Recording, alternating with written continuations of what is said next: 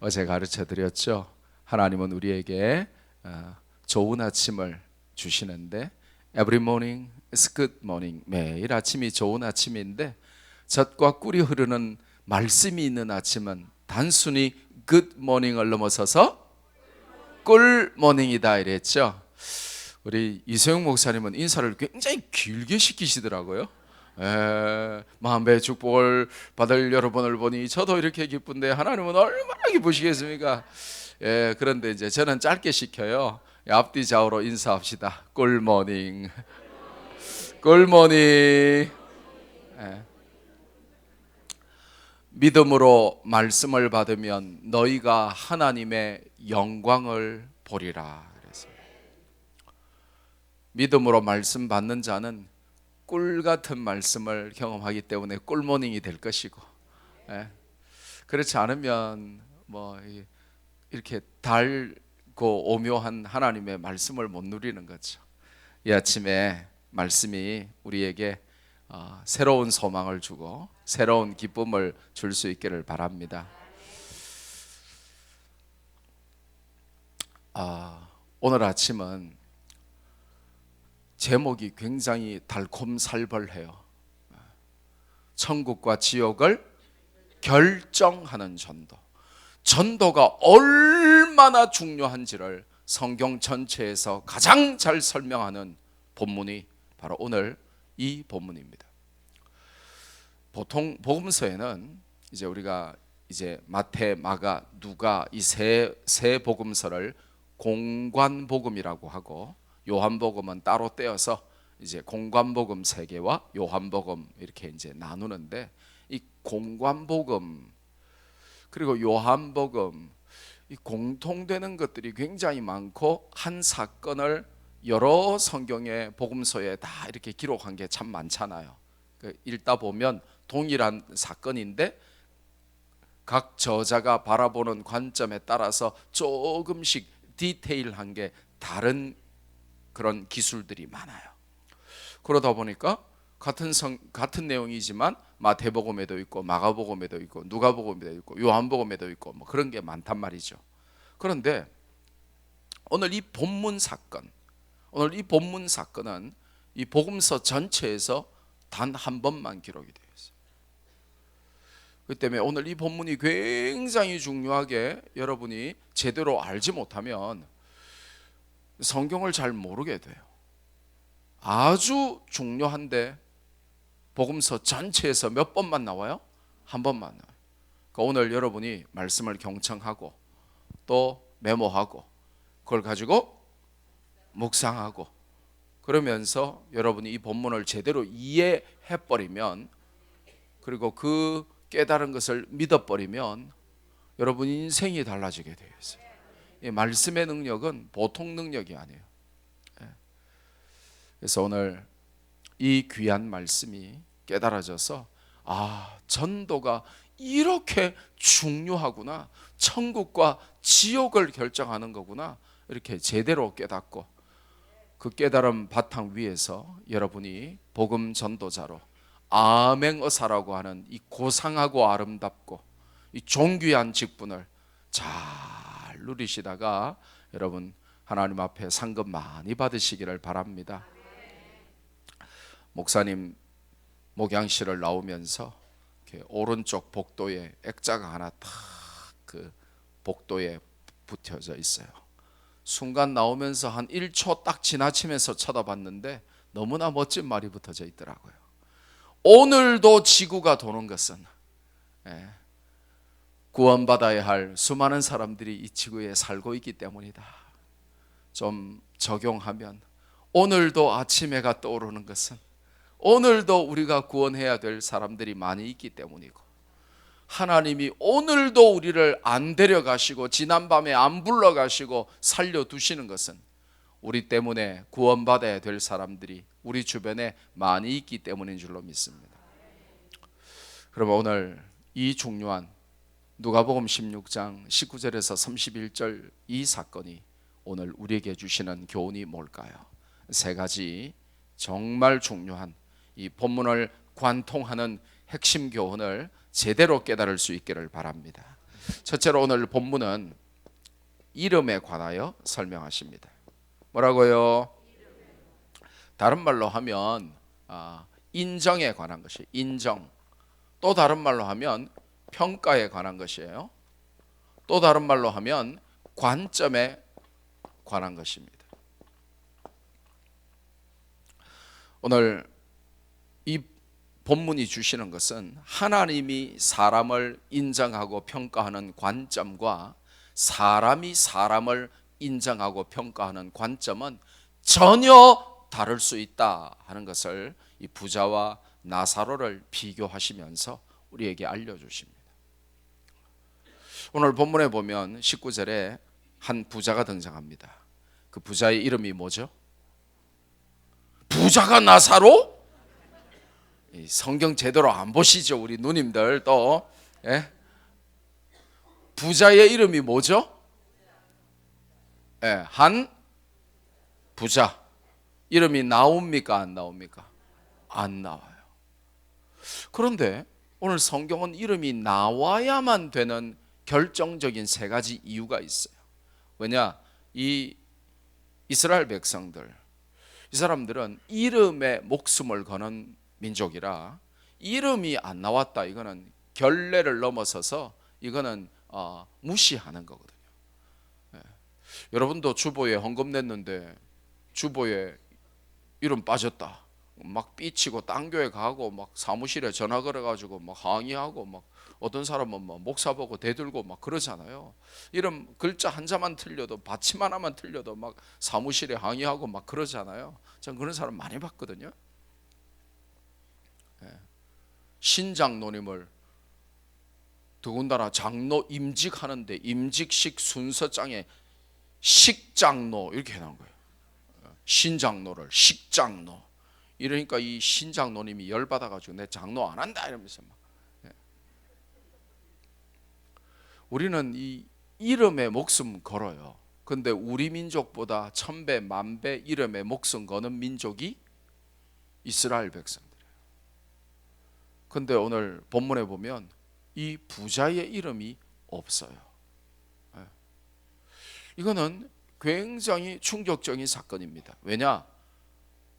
부자의 이름이 나와야만 되는 결정적인 이유가 세 가지나 있는데 부자의 이름이 없단 말이에요. 그것은 더 충격적인 거죠. 자, 19절에 부자의 이름이 나와야 되는 세 가지 이유 중에 첫 번째가 뭐냐 하면 무슨 옷을 입었습니까? 자색 옷을 입었습니다. 자색, 이 보라색, 이 퍼플, 이 자색은 동서양을 막론하고 이 로열 컬러, 이 왕족의 색입니다. 그러니까 이 부자가 지금 자색 옷을 입었다라고 하는 것은 이 로열 패밀리, 왕족이다 이 말이에요. 에이, 그걸 어떻게 알아요? 그냥 부자니까 돈 많으니까 그냥 잘난 척 한번 해보려고 그냥 왕들이 입는 자색 옷을 이 퍼플색을 한번 입어봤겠죠. 이렇게 생각하면 굉장히 나이브한 거예요. 왜냐? 거기에 한글로 입었다, 자색 옷을 입었다 할 때 이 입었다라고 번역된 헬라어 단어는 이 헬라어 단어는 굉장히 크리스탈 클리어하기 때문에 이게 시제가 분명한 이 언어거든요. 그럼 여기에 보면 한글로는 그냥 입었다 이렇게 되어서 언제 입었는지 모르잖아요. 근데 헬라어는 시제가 분명해 가지고 언제 입었는지가 다 나오는 거예요. 이게 미완료 시제라고 하는 건데, 미완료라고 하는 거는 뭐냐면 과거에도 입고 있었고 현재도 지금 입고 있고 앞으로도 입고 있을 것에 관한 영원히 끝나지 않은 사건에 대해서 사용하는 시제가 바로 헬라어 미완료 시제예요. 이 말이 무슨 말이냐고 하면 부자는 언제나 항상 무슨 색 옷만 입고 있었던 거예요. 그렇죠. 보라돌이였던 거예요. 이스라엘 사회는 율법에 어긋나면 돌로 쳐서 죽이는 사회였습니다. 그래서 이제 역사가들의 기록에 보면 이스라엘 사람들은 아침마다 일어나면 새롭게 생긴 돌 무더기 때문에 충격받는 사회였습니다. 왜냐? 걸핏하면 돌로 쳐서 죽였습니다. 근데 그 돌로 쳐서 죽이는 이스라엘 사회에서 왕족이 아닌데 과거에도 자색 옷만 입고 있고 지금도 자색 옷만 고집하고 앞으로도 영원히 자색 옷만 입으면 이거는 왕족이 아닌데 왕족 행사를 했다고 해가지고 그 행세를 했다고 해가지고 돌로 쳐서 죽여버립니다. 돌에 맞아도 12번은 더 맞아 죽어야 돼요. 그러니까 이 부사는 왕족임에 틀림없는 겁니다. 근데 왕족의 이름을 왕무시하다니요. 있을 수가 없는 일입니다. 어제 저는 여의도 순복음교회에 굉장히 실망했어요. 여의도 순복음교회 주일날 예배에 말이죠. 야당 정치인들 후보들 와가지고 막 나라 말아먹겠다고 하고 대한민국 북한에 갖다 바치겠다 하는 그런 후보들이 와가지고 오니까 다 인사시켰는데 대한민국 살리겠다고 하는 이 대한민국의 힘 어떤 의원이 왔는데 인사도 안 시켜준 거예요. 예. 왕무시해버린 거예요. 그거보다 더한 게 오늘 이 본문인 거예요. 대한민국의 정통성을 잊고 위기에 빠진 대한민국을 살리겠다고 하는 유일한 후보가 왔는데 왕무시하고 인사도 안 시켜줬다면 모든 후보를 다 인사를 안 시켜줘야 될 거 아니에요. 그럼 만약에 모든 후보를 다 시켜주고 완전 종북 좌파 대한민국을 북한에 갖다 바치겠다는 사람들도 인사시켰으면 대한민국 살리겠다고 나온 후보는 막 박수치며 환호하며 막 행가에 띄우며 막 이렇게 인사시켜야 될 거 아니에요. 근데 인사도 안 시키고 왕무시해버렸다. 그거보다 더 심한 게 오늘 이 본문이에요. 왕족인데 이름을 안 내세운 거예요. 근데 더 기가 막힌 것은 이 자색 옷을 입은 것뿐만 아니라 그 다음에 무슨 옷을 입었다고 되어 있어요? 이 속옷을 말하는 게 고운 베옷, 속옷을 말합니다. 이스라엘 백성들은 2000년 전에 그 당시에 복식을 연구한 전문 학자에 의하면 그냥 통으로 된 마대자루 같은 옷을 하나, 모든 사람들은 통으로 된 마대자루 같은 거 하나 걸치고 그냥 손 내고 그냥 있으면 그게 옷인 거예요. 근데 속옷을 입는 사람은 베개 하나, 천에 하나도 없었던 거예요. 2000년 전에 요즘처럼 팬티 같은 걸 못 입는 거예요. 근데 죽을 때 딱 한 번 입고 죽어요. 고운 베옷으로. 죽을 때 한 번 입는 옷이 바로 고운 베옷으로 된 옷인 거예요.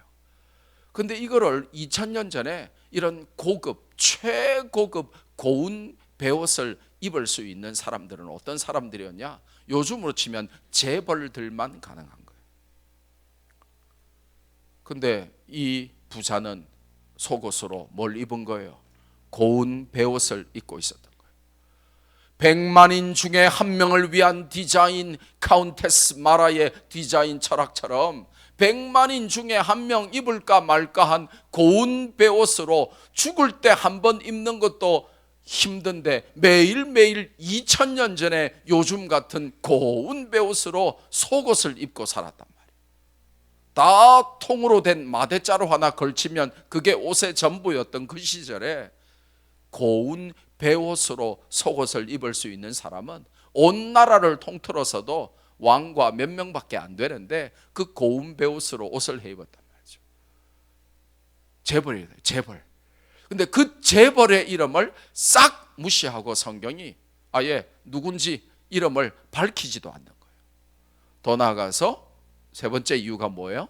그 이름이 나와야만 되는 세 번째 이유가 19절에 마지막에 뭐라고 되어 있어요? 날마다 호화롭게 즐기더라. 이전에 개역 한글판 성경은 날마다 호화로이 연락하더라. 근데 한글과 한자 번역이 어려워요. 영어 성경이 굉장히 쉬워요. He lived in luxury every day. 여러분이 아무리 영어하고 담을 쌓고 적과의 동침을 하며 평생을 영어를 멀리하고 살아도 두 단어는 알아들어요. Luxury every day. Luxury라고 하는 단어는 무슨 뜻이냐고 하면 초호화판이라는 겁니다. 최고급이라는 겁니다. 사전적인 의미의 1번은 그래서 사치라는 단어입니다.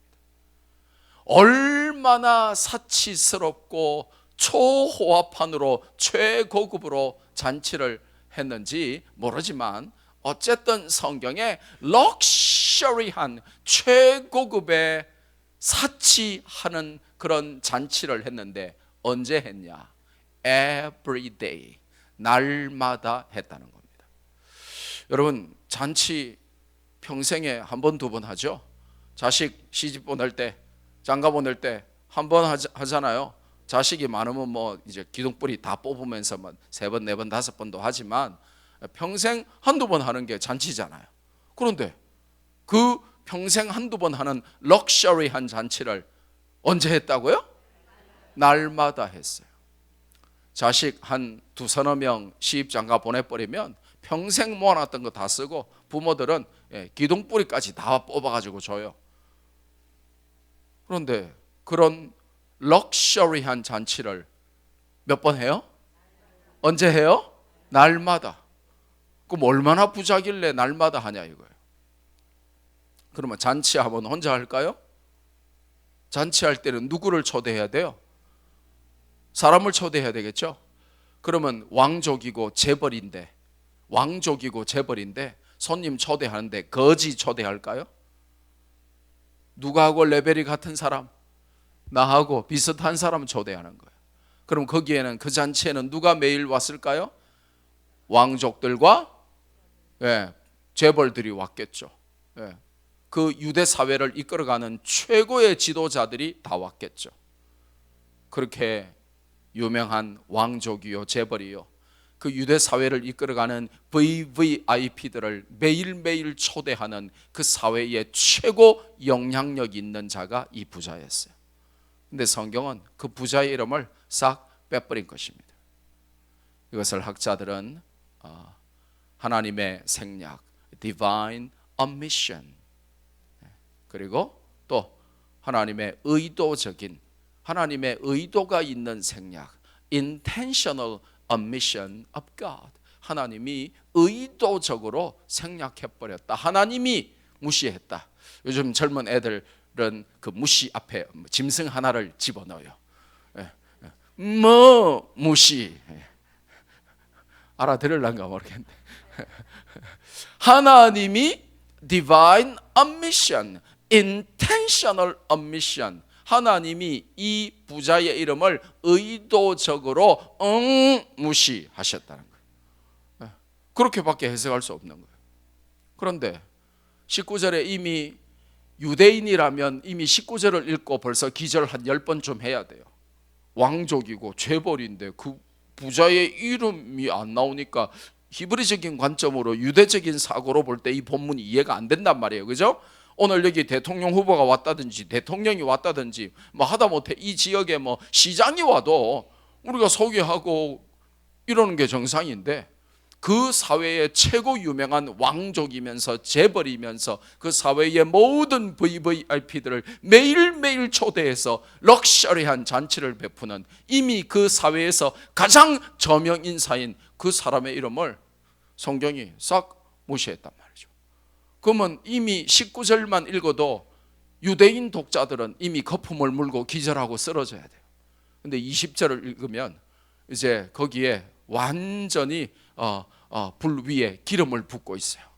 뭐냐? 20절이 어떻게 시작합니까? 20절이 어떻게 시작해요?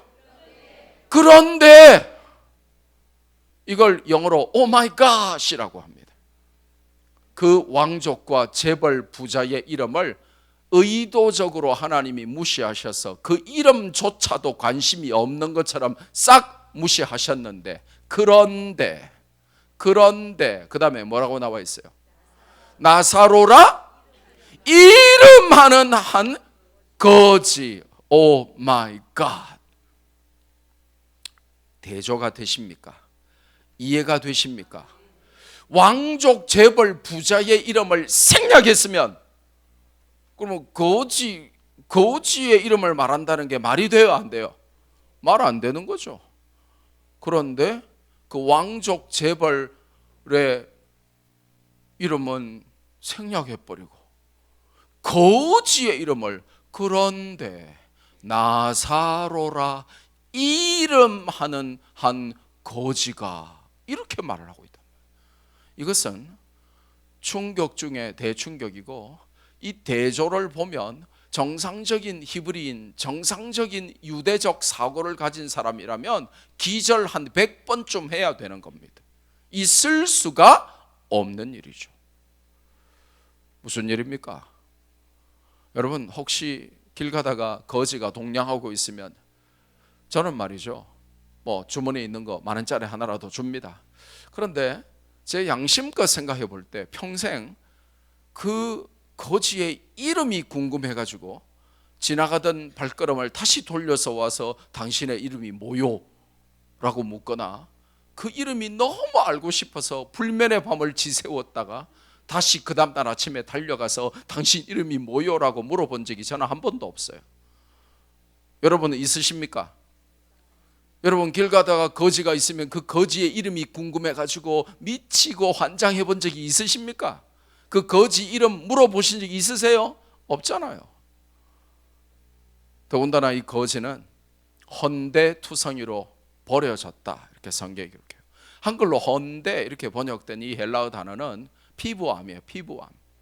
피부암에 걸려서 피고름이 상접하여 너무 보기에도 역겹고 더럽고 냄새나고, 그래서 사람이 가까이 안 가니까 그 피고름을 어떻게 할 수가 없으니까 누가 그 피고름을 핥아준 거예요. 개들이 와서 그 피부암에 걸려서 피고름이 막 상접한 그 더럽고 냄새나고 역겨운 그 끈적거리는 그 피고름을 개들이 핥아 먹고 있었단 말이죠. 근데다가 버려졌고 부자의 상에서 나오는 그 음식 찌꺼기로 그걸로 겨우 연명하는 그런 처지에 있었어요. 모든 사람이 지나가며 무시했을 겁니다. 그의 이름을 아는 자는 아무도 없을 것이었어요. 지나가면서 침 뱉고 한 대 차고 쥐어받고 아이 더러워 역겨워 그러면서 지나갔을 겁니다. 그 부자의 집에 매일 찾아오던 잔치에 초대받은 그 지체 높은 그 유명한 많은 분들은 들어가면서 나오면서 아이고 술맛 떨어지게, 음식 맛 떨어지게, 이 거지가 이 대문 앞에 있냐 이러면서 한 대 차고 그랬을 거예요. 아무도 그의 이름을 알려고도 하지 않았고 불러주지도 않았을 겁니다.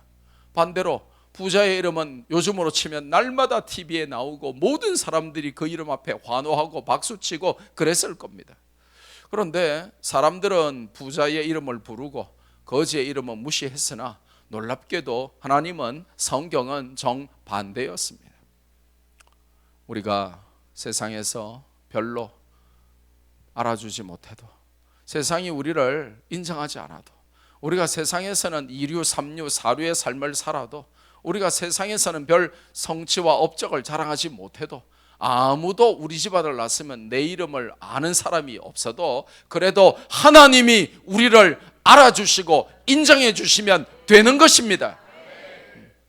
제가 목만 안 아프면 불러드리고 싶어요. 내 이름 아시죠? 하나님이 내 이름을 아시면 되는 겁니다.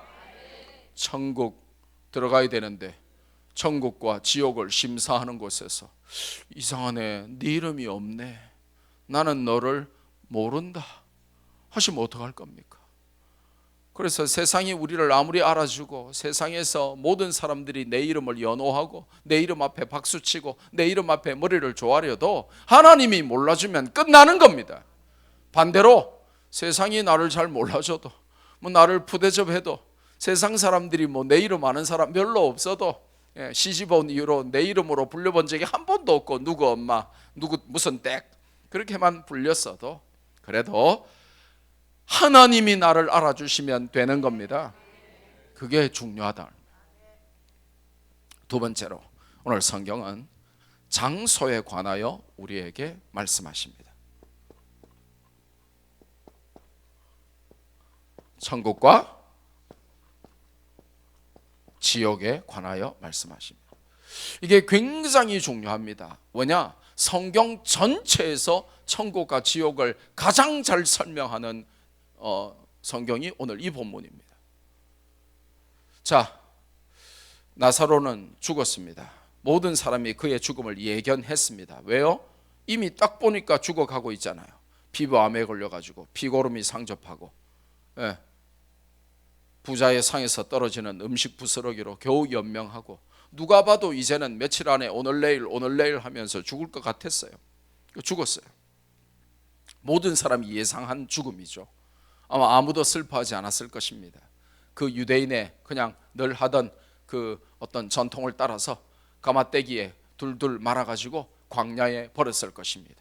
그의 죽음은 독수리들이 다 뜯어먹었겠죠. 뭐 늘 그렇게 하니까요. 아무도 그의 죽음 앞에 괴로워하거나 슬퍼하지 않았을 겁니다. 그런데 중요한 것은 부자도 죽었다, 이렇게 성경이 말씀하십니다. 아마 부자의 죽음을 예견한 사람은 별로 없을 것입니다. 왜냐? 높은 자리에서 부자니까 좋은 거 많이 먹고 보약도 많이 먹고 불로초도 구해다 먹고 안 주고 보려고 뭐 온갖 맛있는 거 좋은 거 다 먹었을 겁니다. 그런데 부자도 죽어버렸습니다.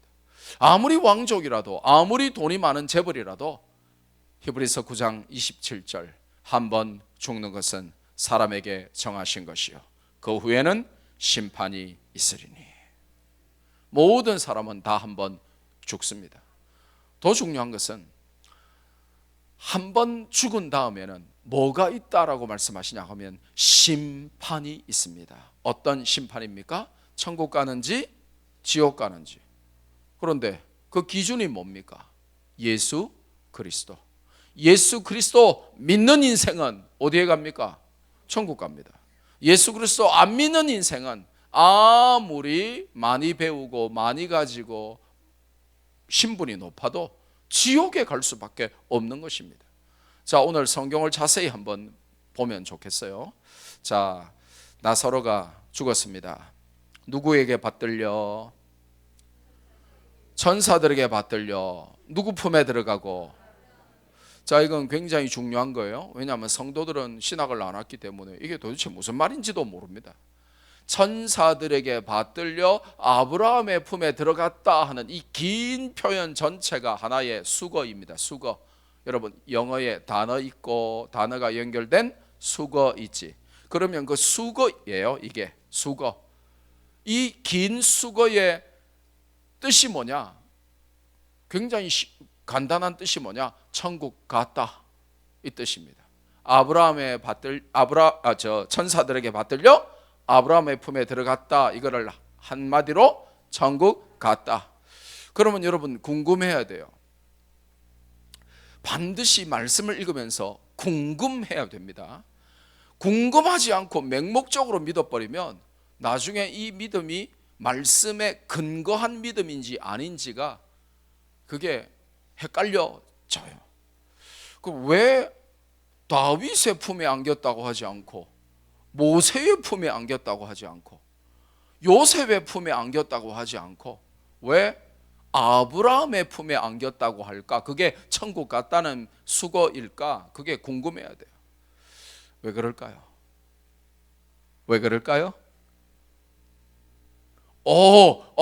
궁금하신 분들의 이제 답이 나오기 시작해요. 그래서 이게 좋은 거예요. 예.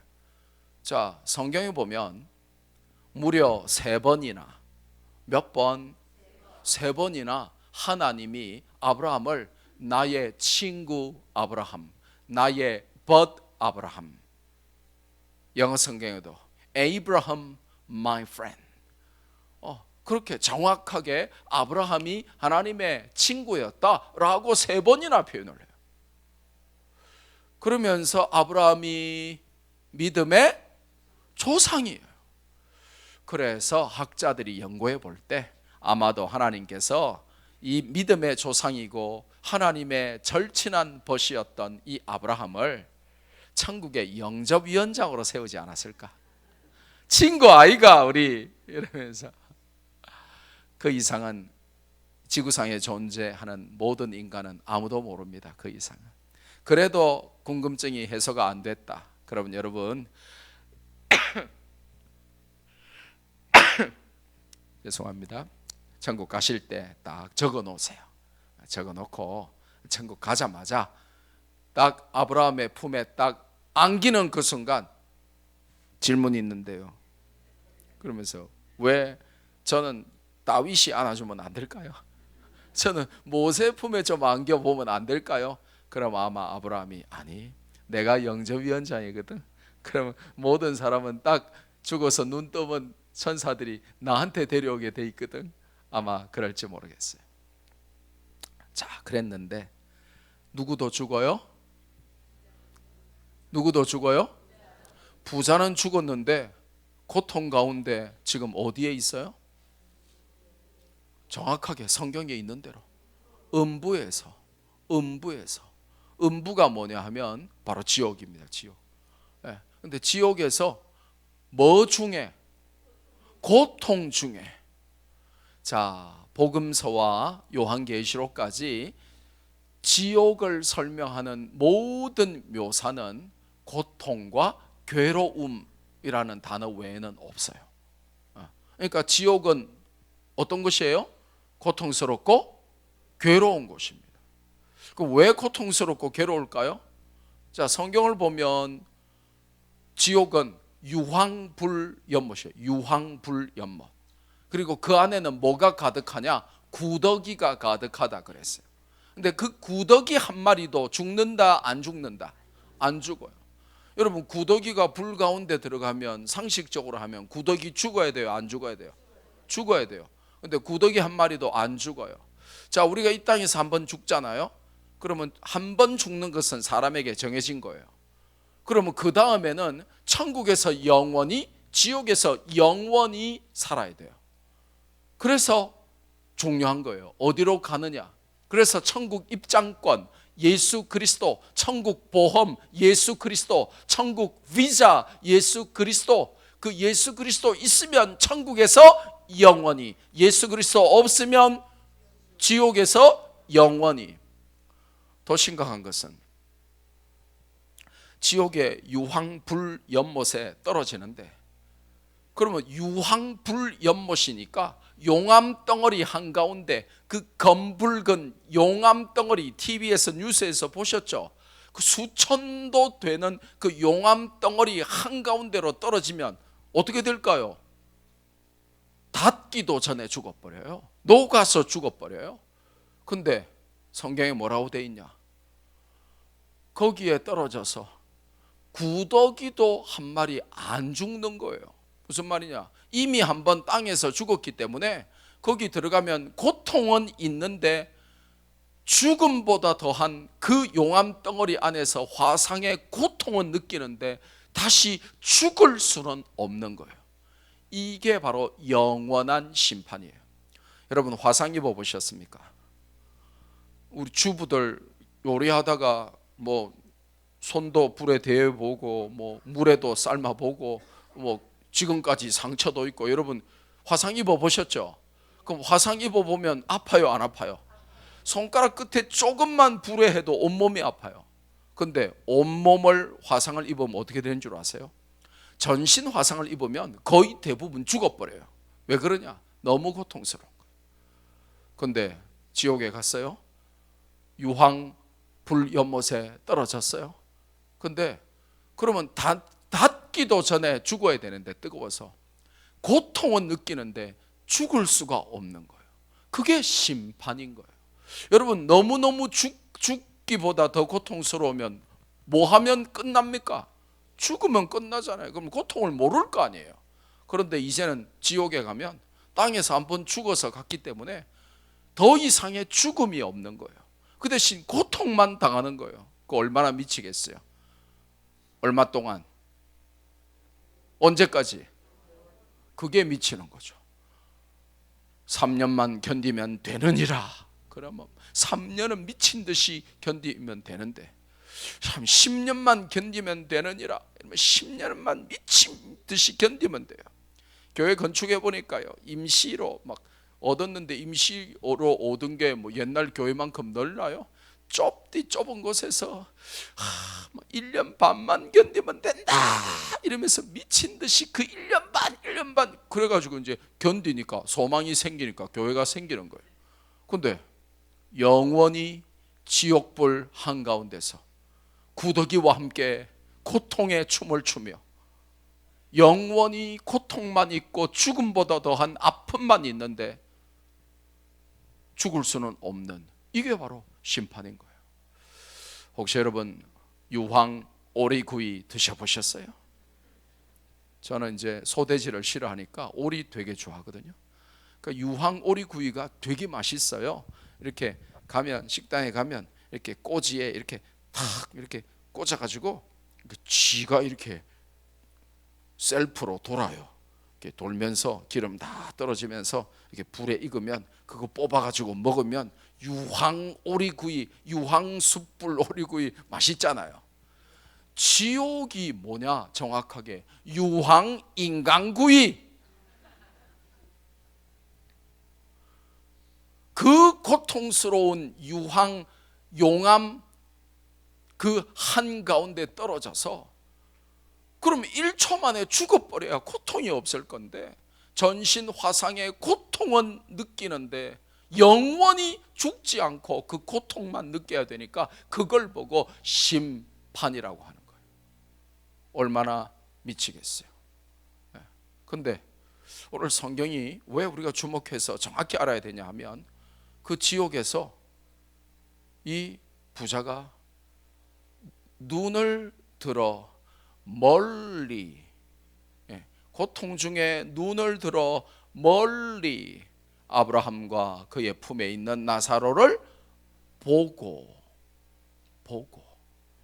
그리고 소리를 질러 커뮤니케이션을 하는데, 아이고 너무 뜨거우니까 물 한 방울만 찍어주세요. 이제 그러면서 아니다 못 보낸다 이제 하면서 이제 이렇게 커뮤니케이션, 대화가 시작된 것을 우리는 주목해야 됩니다.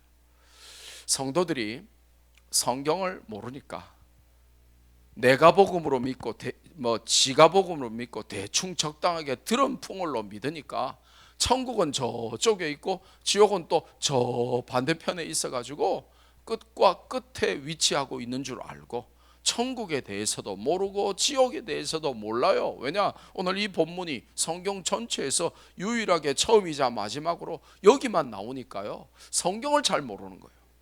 오늘 이 본문은 천국과 지옥의 건축학적, 공간적, 거리적 개념을 설명하는 유일한 본문입니다.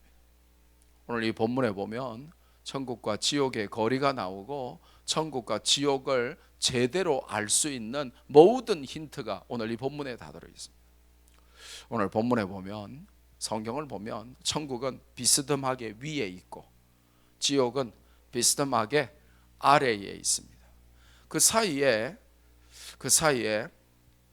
한글 성경에는 이렇게 큰 구렁텅이 이렇게 번역이 되어 있지만 이 원문에는 chasm이라고 번역되어 있는데, 이 chasm이 뭐냐 하면 끝이 없는 절벽을 말하는 거예요.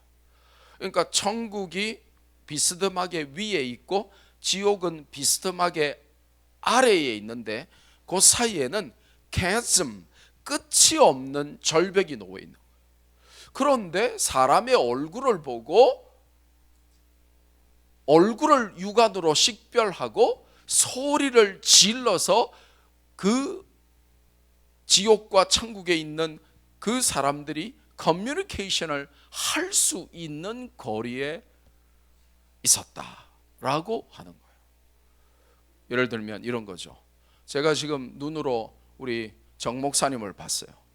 그러면 이 거리가 지금 한 30m 이상은 충분히 될 거라고요. 그러면 30m 정도니까 저분이 정 목사님이구나.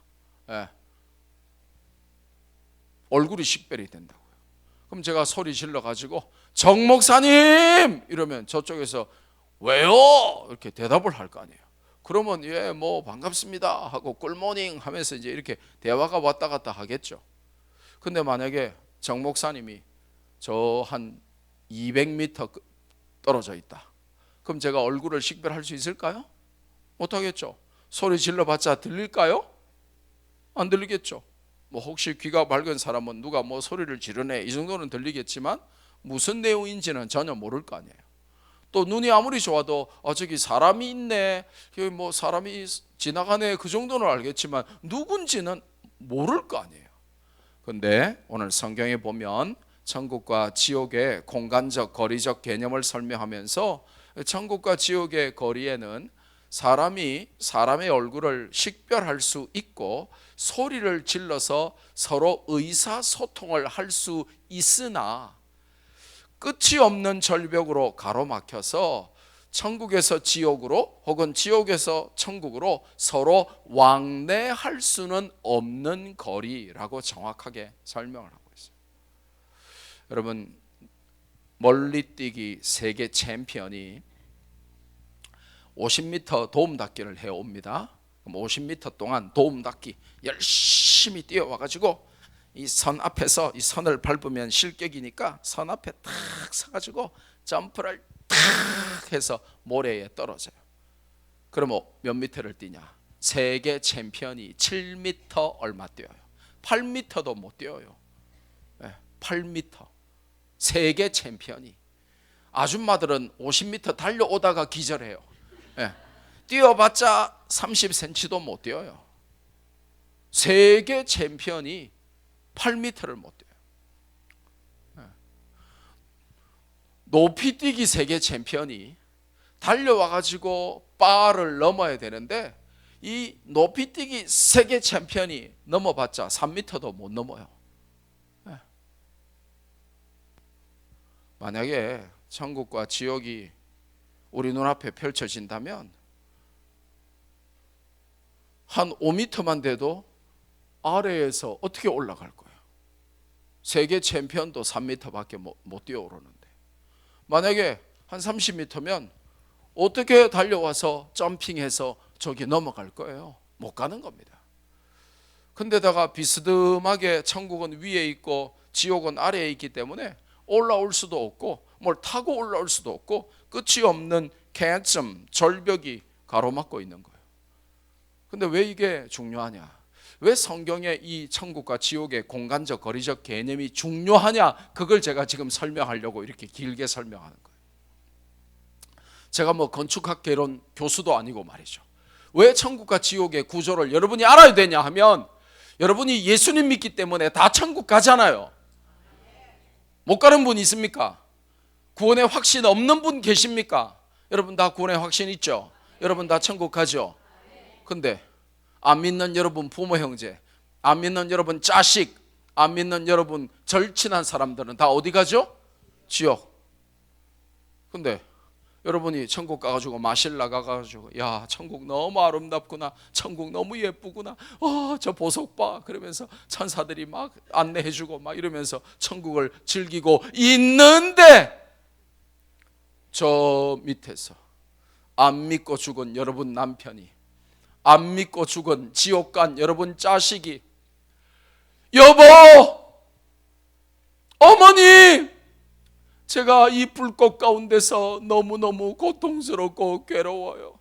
제발 물 한 방울만 찍어서 저의 혀를 서늘하게 해주세요 하고 불구덩이 속에서 제발 어머니, 아들아, 여보. 그러면 여러분은 천국에 있다고 마냥 즐겁기만 하겠습니까? 그게 오늘 천국과 지옥의 공간적 거리적 개념을 설명하면서 성경이 말씀하시려고 하는 이 히든 메시지, 숨겨져 있는 메시지입니다. 성경이 여러분 건축학 개론 공부하라고 천국과 지옥의 공간적 거리적 개념을 알려주는 게 아니고 사람의 얼굴을 식별하고 소리를 듣고 무슨 말인지를 깨달을 수 있는 거리에 천국과 지옥이 놓여 있다는 거예요. 그래서 이제 학자들은 몇 미터일까 연구해 보니까 뭐 그냥 학자들이니까 어떤 사람은 30m일 거다, 어떤 사람은 아니야 그래도 그건 너무 가까워, 프리즌 브레이커 보니까 기발하게 탈출하더라, 그러니까 한 100m는 될 거야. 또 어떤 극단적인 학자는 이미 다른 사람들이 다 연구해 놓은 말 하면 자기가 안 뜨니까 학자는 떠야 되니까 극단적인 학자는 아니 한 100m는 200m는 넘을 거야 뭐 이런 사람도 있어요. 그러면서 이제 뭐를 예를 드냐 하면 몽골 사람을 봐라. 몽골 사람 시력이 매의 눈이다, 6.0이다 말이에요. 몽골 사람이. 그래서 2km, 3km 밖에 떨어져 있는 여우 한 마리도 다 보인다. 그러니까 아마 좀 더 멀 거야. 근데 그거는 이제 너무 극단적이니까 이제 중요한 거는 우리가 성경대로만 알면 되겠어요. 사람의 눈으로 얼굴을 식별하고 소리 질러서 의사소통을 할 수 있는 거리. 그래서 일반적인 학자들은 그냥 한 30m 아니지 않겠냐, 멀어도 50m 아니지 않겠냐. 3m만 위에 있어도 뭐 뛰어오르지도 못하고 8m만 떨어져 있어도 건너가지도 못하는데 위에서 밑에서 위로 어떻게 점핑해 올라오겠냐. 여러분, 천국에서 지옥으로 내려가는 사람이 있겠습니까? 아무도 없겠죠. 그러면 누가 올라오려고 할 거예요? 지옥에서 천국을 올라오려고 하겠죠. 그러면 그거 뭐 3m만 넘어도 점프도 못하고 8m만 넘어도 건너지도 못하는데 더군다나 아래에서 위로 어떻게 올라올 거예요? 난공불락의 요새인 거예요. 그래서 그냥 한 20-30m 정도 되지 않을까라고 이제 대부분의 학자들은 말하는 거예요.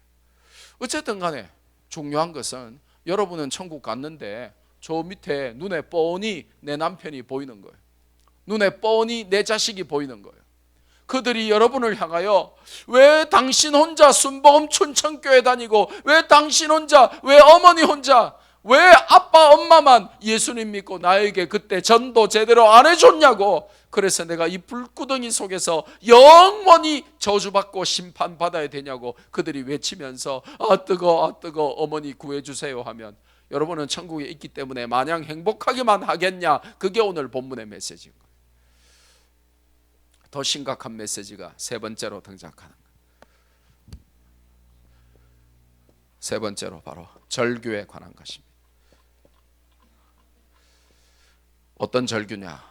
전도 좀 제발 좀 해달라 하는 절규입니다. 자, 오늘 본문에 보면 물 한 방울만 찍어달라 하면 아브라함이 좀 허락해 주면 얼마나 좋겠어요. 이 부자가 그래도 나쁜 사람은 아니었던 것 같아요, 인간적으로. 왜냐? 모든 사람들이 다 쫓아내고 잔했는데 자기 집 앞에 뒀단 말이에요. 출입하는 사람들이, 그 유대 사회를 움직이는 그 VVIP들이, 그 사람들이 이 술맛 떨어지니까 저 거지 좀 어떻게 좀 해결해라, 좀 다른 데 좀 쫓아내보내라 아마 많이 했을 거예요. 그래도 이 부자가 아니야, 우리가 쫓아내면 쟤는 죽어 하면서 아마 음식 좀 많이 남겨가지고 고기 좀 많이 남긴 상태로 주고 막 그랬을 거예요. 그러니까 인간적으로 보면 이 부자는 참 훌륭했어요. 인격적으로 괜찮았어요. 그런데 누가 없어요? 예수님이 없는 거예요. 천국 입장권이 없는 거예요. 그러니까 지옥 갈 수밖에 없어요. 인간적으로 아무리 착해도. 그러면 아브라함이 그래 너는 좀 착했으니까 그래 내가 물 한 방울만 찍어줄게 라고 하지 않습니다. 아니, 너는 살아서 좋은 것 받았고 나사로는 고난을 받았으니까 너는 거기서 고통당하고 나사로는 여기서 위로받는 게 맞다. 왜냐? 너는 예수님을 안 믿고 나사로는 거지였지만 예수님을 믿어서 가는 길이 다르다. 있어야 될 장소가 다르다. 그러면서 이제 이 천국과 지옥을 설명하면서 이 chasm, 이 끝이 없는 절벽이 막고 있어서 서로 왕래도 못한다. 그러니까 나사로를 보내가지고 물 한 방울만 손끝에 찍어서 너의 혀를 서늘하게 해줄 수 없다, 미안하다라고 말합니다. 그러니까 이 부자가 날뛰면서 고래고래 고함을 지르면서 뭐라고 요청합니까? 저에게 보내줄 수 없다면 나사로를 내 아버지 집에 보내서 내 동생, 내 형제들 5명이 있는데 그들에게 증언하게 하여 그들로 이 고통받는 지옥에 오지 않게 증언하게, 전도하게 좀 해주소서라고 말합니다. 왜냐? 자기가 와서 지옥을 직접 불구덩이에서 경험해 보니까 죽음보다 더한 고통을 영원히 당해야 되니까 나는 이제 저주받았구나, 끝났구나. 그러면 이미 지옥에 와서는 늦으니까 나사로를 나한테 보내줄 수도 없다니까, 그러면 내 아버지 집에 보내서 내 동생 5명은 이 지옥에, 고통스러운 지옥에 안 오도록 좀 나사로를 내 아버지 집에 보내주소서. 얼마나 철들었습니까? 근데 철들었는데 빨리 들었어요? 너무 늦게 들었어요? 그러면 아브라함이 그래 네가 철들었네. 그래, 알겠다. 얼마나 좋겠어요. 근데 아브라함이 뭐라고 말합니까? 아니, 땅에는 모세와 선지자들이 있으니까 그들에게서 들을지니라. 그 모세와 선지자가 바로 저와 여러분이에요. 모세와 선지자가 뭐냐면 땅에서 복음 전하는 전도자를 말하는 거예요. 너의 동생 5명은 사람이 죽었는데 땅으로 다시 가고 이런 거 없으니까 너의 형제 5명은 땅에 있는 모세와 선지자의 역할을 감당하는 땅에 있는 전도자들이 전도할 것이니라 라고 말을 합니다. 그러자 다시 한번 부자가 날뛰며 비명을 지르며 아닙니다, 아브라함님이시여. 제 동생들 제가 안 봐도 비디오입니다. 제가 똑같이 살았습니다. 제가 부어라 마셔라 하며 날마다 호화로운 잔치할 때 이 예수쟁이들이 와가지고 예수님 믿고 구원 받으세요. 그러면 아나 니나 믿어라 그러면서 물 한 바가지 쫙 껴안고 어디 재수없게 예수쟁이들이 그러면서 발로 차내곤 했습니다. 그러니까 제 동생들도 마찬가지일 겁니다. 귀에 안 들어올 겁니다. 그러니까 충격 요법을 사용해서 무덤에서 벌떡 일어나가지고 죽은 자가 그들에게 가면 충격 요법을 사용하면 제 동생들이 아마 믿을 겁니다 라고 말을 합니다. 그러자 오늘 본문의 하이라이트, 아브라함이 뭐라고 답을 합니까? 땅에서 모세와 선지자들, 즉 땅에 있는 전도자들의 말을 듣고 예수님을 믿지 않는 인간들은 혹시 설혹 죽었다가 살아나는 자가 가서 내가 가보니까 천국이 있고 지옥이 있더라, 너그 형 제일 지옥 밑창에서 구더기하고 댄싱하고 있더라, 그러면서 고통스러운 지옥에 너희들은 오지 말라고 예수님 믿고 구원받으라고 천국 가라고 신신당부하더라 하고, 혹시 죽은 자가 진짜로 땅에 가서 말해도 땅에 있는 전도자의 말을 안 믿는 인간들은 죽었다가 살아온 사람의 말도 안 믿느니라 라고 말을 해줍니다.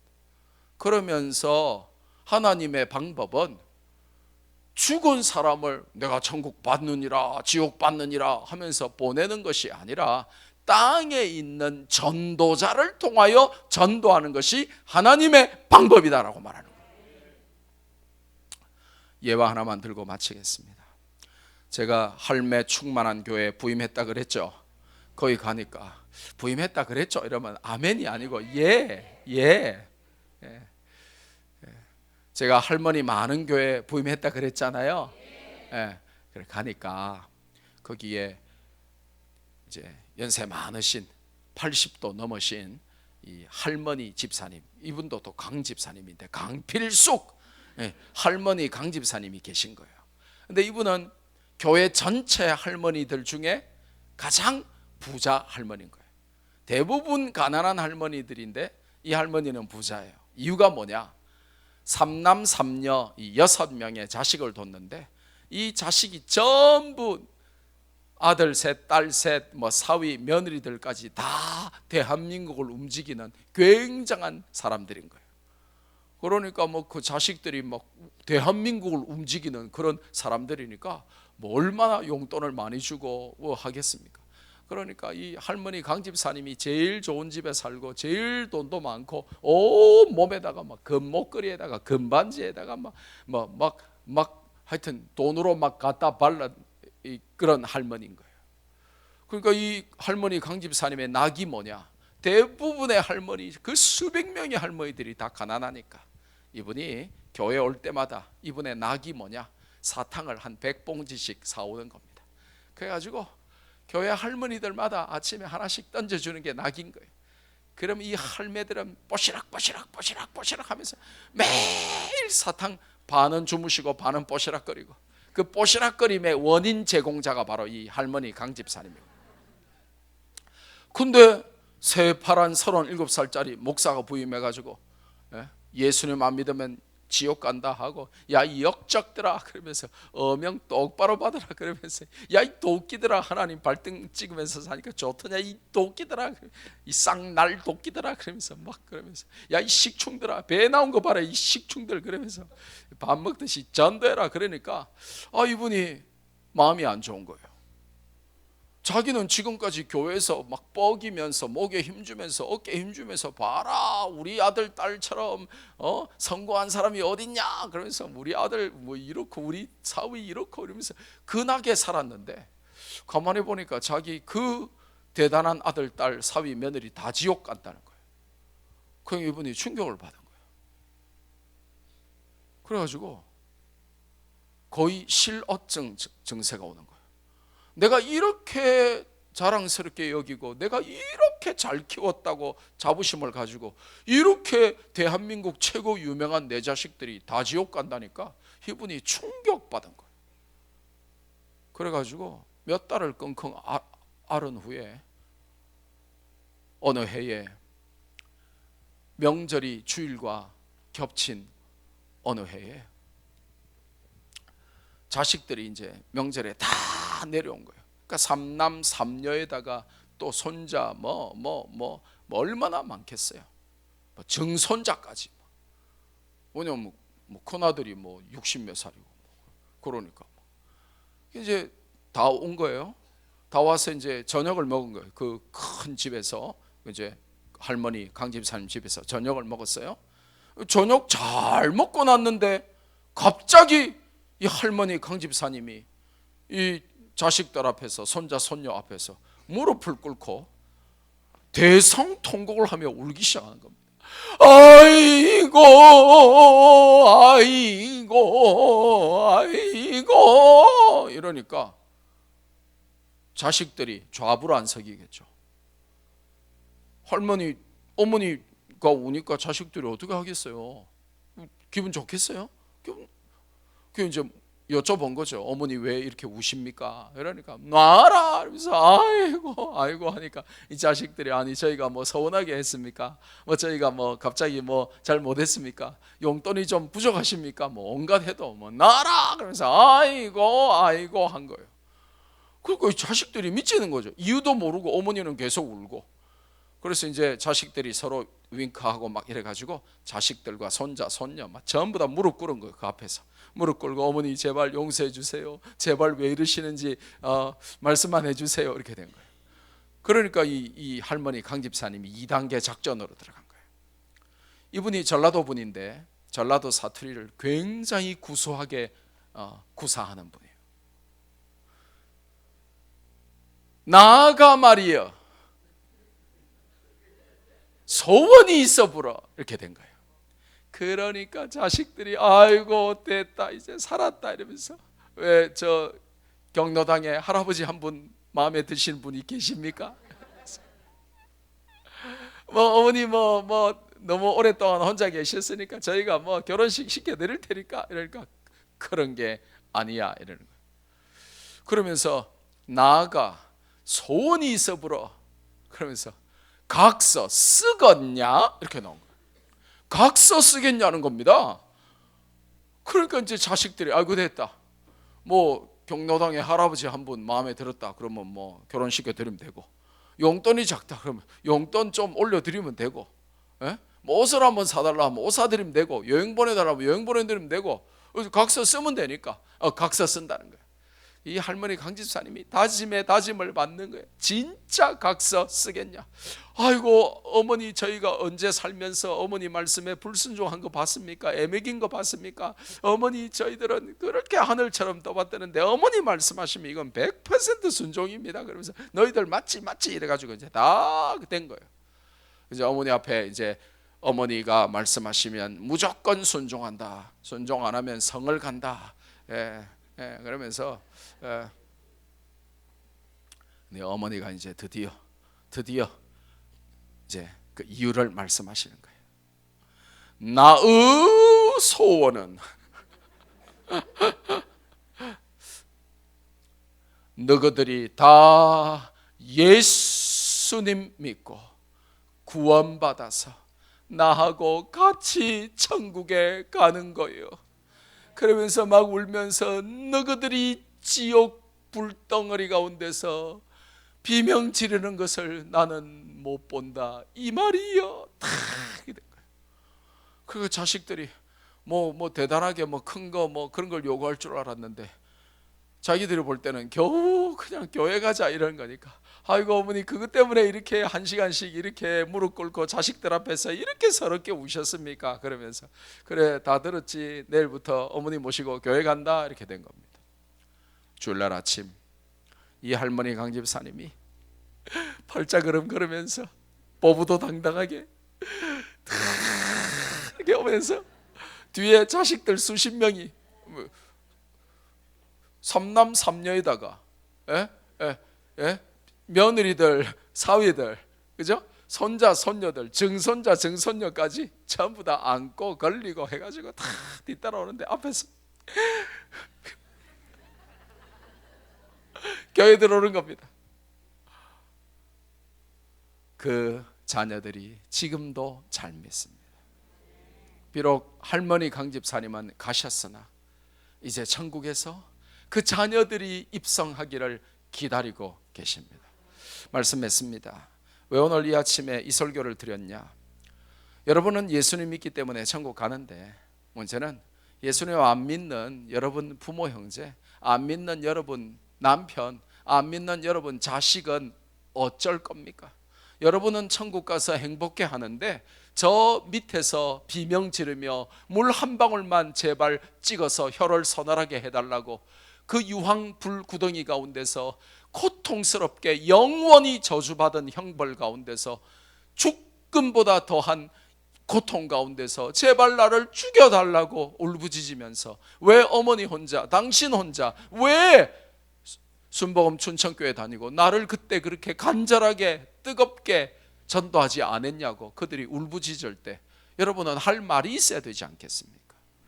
결코 지옥 보낼 수 없는 내 사랑하는 내 가족들을, 그들의 이름을 부르며 오늘 아침에 피눈물을 흘리며 여러분은 기도하셔야 돼요. 그들을 전도해서 살려내야 돼요. 제가 교회 부임해서 얼마나 놀란 줄 아십니까? 권사님, 장로님들 자식들 중에 안 믿는 자식들이 너무 많은 거예요. 자식들 다 지옥 보내면서도 할머니 강집사님처럼 자식 앞에 무릎 꿇고 서럽게 울면서라도 전도하지 않는 거예요. 그냥 자식들은 알아서 가겠지 그래 버리는 거예요. 여러분의 사랑하는 자녀들이 지옥에서 영원한 심판받지 않도록 여러분들이 오늘 그 사랑하는 내 자녀를 위하여 이 아침에 피눈물을 흘리며 그들을 전도해야 되겠다, 내가 전도 안 하면 다 지옥 가는구나, 그걸 깨닫는 아침이 되고, 그래서 나는 내 사랑하는 사람을 아무도 지옥 안 보내리라 결단하는 그런 아침이 되기를 주님의 이름으로 축복합니다. 감사합니다. 오전 시간에 뵙겠습니다.